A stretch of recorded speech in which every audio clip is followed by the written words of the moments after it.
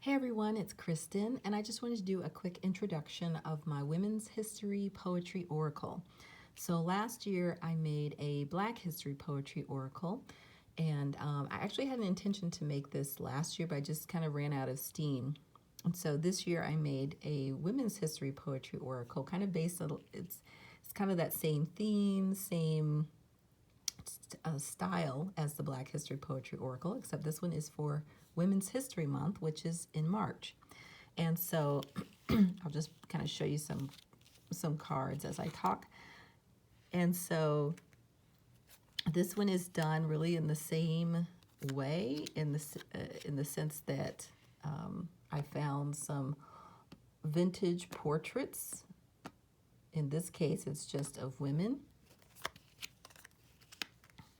I really wanted to show a diversity of people and also different walks of life as well. And I find these on like the Library of Congress, digital collections in New York Public Library, for example. So I really looked in a lot of different collections to find this group of women. I think this is 75 cards, so a couple of differences with the Black History Poetry Oracle, different number of cards, different size as well. So this is the Black History Poetry Oracle. So you can see there's a size difference. I purposely made them different sizes. I didn't necessarily want them to be integrated, but of course you can use both decks together. But I wanted each deck to really stand alone. So the poems, I used, again, kind of the same theme in that I found poems and used the phrases from different poems for,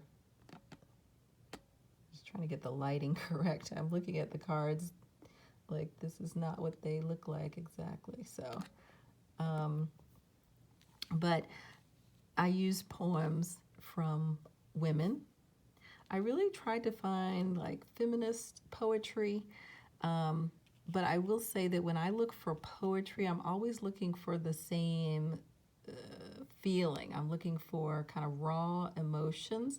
I'm also looking for vivid imagery. So in order to make an interesting deck and a deck that you can use to make poems and pull cards together and make poems, to me it really has to be, it has to be interesting. The phrasing has to be interesting. So I use 16 poems and I will share them with you. I'll be putting these on my Ko-fi page, so I'll share the list of poems with you so you can see them and read them. And for the 16 poems, I tried to get as much of a diversity with the poetry as I could as well. But again, I'm always looking for something very specific when I create these. So when I create these, the poetry isn't accidental. It's not like, oh wait, we're making some good poetry here. I do pay attention to the phrasing, and as I go along, I am really trying to look at the phrasing and see how they can make poems. So just like looking at these 3 cards here, in search of wrinkled ways, bright colors. So I really want them to sing together. They really, I really want them to kind of flow together. I also assign the words to the images more intuitively. So as I go, that's kind of a pretty quick process for me. Now, what I have found with this deck is that it reads very differently from the Black History Poetry Oracle, as it should. But I really, I don't necessarily know what vibe it's going to have until it's complete. And for me, this one really feels like there's a juxtaposition or a tension between strength and vulnerability. At least that's kind of what the poems feel like to me when I make them with this deck. So you might feel that. You might get something else from it completely. But as I say with the Black History Poetry Oracle, you can use this in any way that you choose. I know some of you will just, maybe use it to make poetry.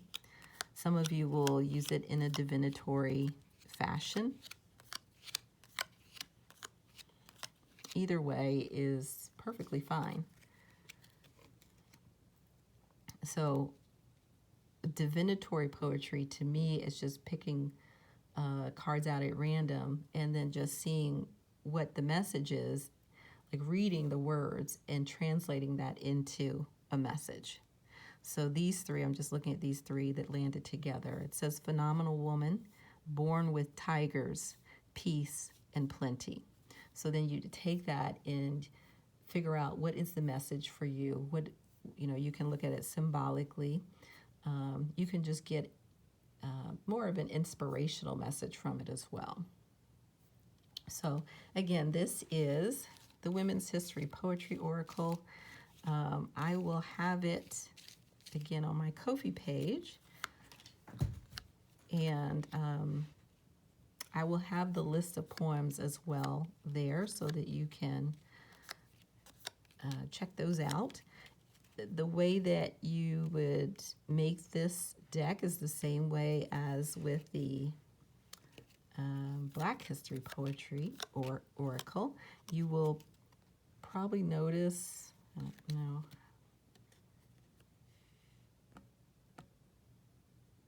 so there's kind of like a little frame around each of the cards.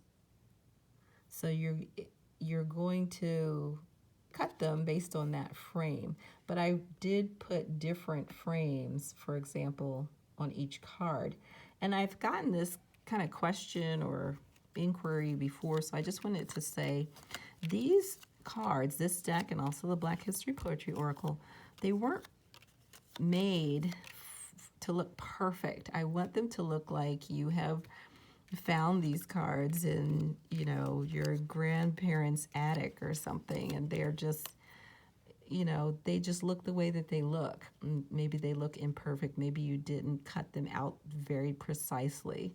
That's fine. I kind of picked different edges and stuff so that they wouldn't look so perfect when you cut them out.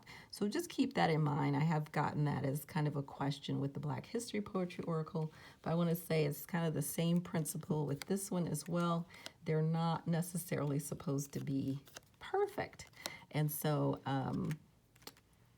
when you get them, you'll get them on, I think it's 5 sheets. And again, you can print them on cardstock. I like to laminate mine and then cut them out using a paper cutter, paper trimmer. That's probably going to be the easiest thing for you to do. So I hope that you enjoy my Women's History Poetry Oracle.